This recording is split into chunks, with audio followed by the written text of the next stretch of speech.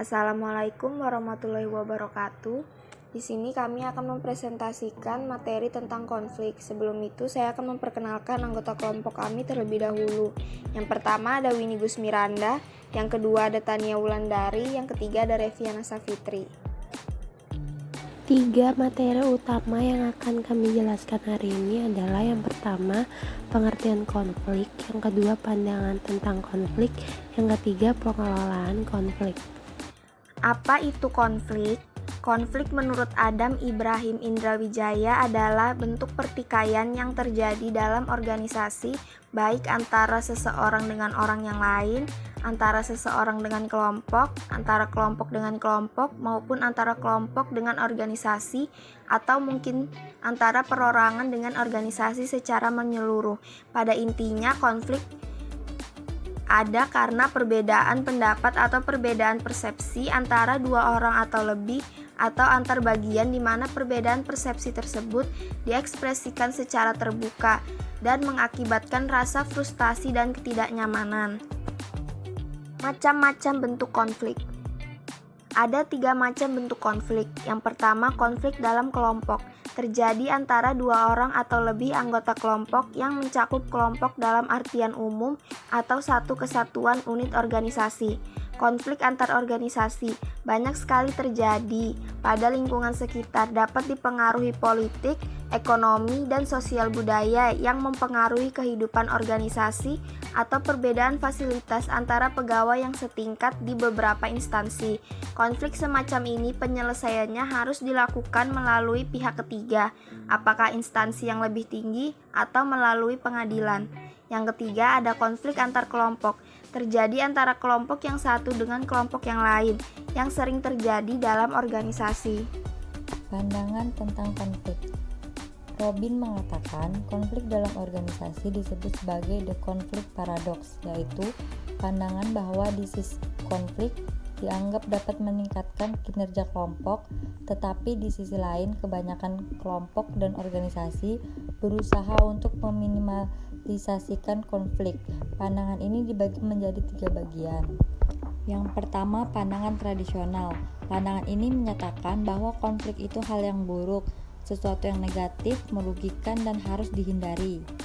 Yang kedua, pandangan hubungan manusia. Pandangan ini menyatakan bahwa konflik dianggap sebagai suatu peristiwa yang wajar terjadi di dalam kelompok atau organisasi. Yang ketiga, pandangan interaksionis. Pandangan ini cenderung mendorong suatu kelompok atau organisasi terjadinya konflik. Hal ini disebabkan suatu organisasi yang kooperatif, tenang, damai, dan serasi cenderung menjadi statis, apatis, tidak aspiratif, dan tidak inovatif.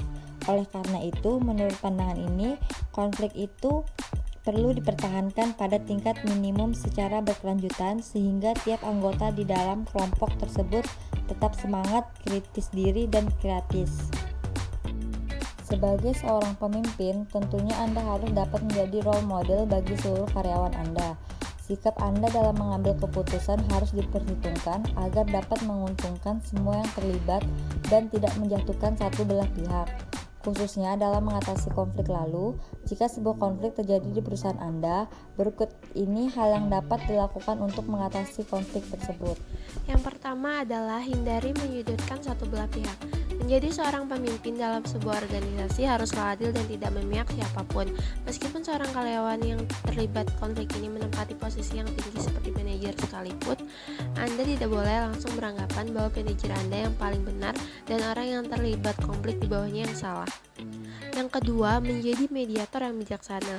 Dalam mengatasi sebuah masalah, sebagai pemimpin Anda harus menempatkan diri Anda sebagai seorang mediator yang dapat menengahi konflik yang terjadi di antara karyawan Anda. Tugas seorang mediator adalah mendengarkan permasalahan yang terjadi dari dua belah pihak, lalu memproses informasi tersebut dan menyimpulkan secara objektif. Maksud secara objektif, Anda harus dapat memproses permasalahan yang terjadi sesuai fakta dan bukan opini yang dapat merugikan sebelah pihak. Yang ketiga, mengambil keputusan bersama. Setelah Anda mengetahui akar dari permasalahan yang terjadi, maka ini saatnya untuk Anda duduk bersama-sama dengan karyawan-karyawan yang terlibat konflik. Guna dari mengumpulkan semuanya di dalam sebuah ruangan adalah untuk mencegah terjadinya miskomunikasi dan juga mengambil jalan keluar yang tepat secara bersama-sama.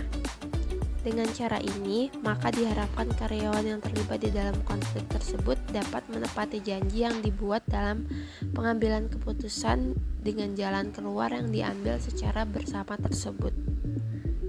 Yang terakhir, melakukan evaluasi. Langkah terakhir ini dapat Anda lakukan untuk mengatasi konflik dalam organisasi adalah melakukan evaluasi. Buatlah sebuah rencana untuk mencegah konflik yang serupa terjadi di masa depan. Dengan demikian, perusahaan yang dibangun dapat berkembang dengan baik dan stabil, serta karyawan-karyawan akan merasa aman dan nyaman ketika bekerja di bawah seorang pemimpin yang adil dan bijaksana seperti Anda. Beberapa strategi dalam pengendalian konflik organisasi, diantaranya dengan menerapkan strategi sebagai berikut. Strategi pertama dengan cara penghindaran atau penarikan diri. Strategi ini meliputi ketidakacuan umum terhadap sebab-sebab dari konflik dengan membiarkan konflik berlangsung terus-menerus pada tingkat bawah. Kondisi-kondisi yang terkendali hanya pada bagian tertentu saja. Bahkan bisa berupa sebaliknya, konflik akan semakin memburuk. Metode yang digunakan diantaranya seolah-olah tidak memperhatikan adanya konflik dengan cara memisahkan secara fisik dan mengadakan interaksi terbatas. Strategi yang kedua, dengan cara memecah dan menyebar. Cara ini, pemimpin dalam mengambil keputusan harus sedikit bersabar, menunggu sampai konflik di antara dua kelompok menjadi berkurang emosionalnya. Strategi ketiga dengan cara penyesuaian diri. Dalam strategi ini, paling tidak salah satu pihak yang terlibat konflik usahakan untuk menempatkan kepentingan pihak lain di atas kepentingan diri atau kelompoknya. Strategi keempat dengan cara mendesain kembali birokrasi dan reorganisasi. Strategi ini mengandalkan otoritas formal dan kepatuhan pada peraturan-peraturan organisasi yang berlaku. Personal control akan diganti dengan hukum birokratik. Ada restruktur atau struktur organisasi harus dirancang kembali untuk mengurangi konflik. Strategi kelima dengan cara perundingan. Strategi ini biasanya erat dengan hubungan dengan sumber-sumber yang ada, sehingga akan menimbulkan persaingan antar kelompok yang berkepentingan dengan hal tersebut. Untuk mengatasi hal tersebut, maka sumber harus ditingkatkan atau tuntutan dari pihak-pihak yang bersaing harus diturunkan dengan mengadakan perundingan-perundingan. Strategi yang keenam atau yang terakhir dengan konfrontasi dan kolaborasi. Strategi ini sumber konflik akan dicari, didiskusikan dan bisa ditemukan, di mana ditekankan sekali betapa pentingnya kebersamaan dari kelompok yang terlibat konflik. Cukup sekian presentasi dari kelompok kami. Kurang lebihnya mohon dimaafkan. Maaf jika ada salah dalam penyebutan kata atau kalimat. Terima kasih sudah menonton.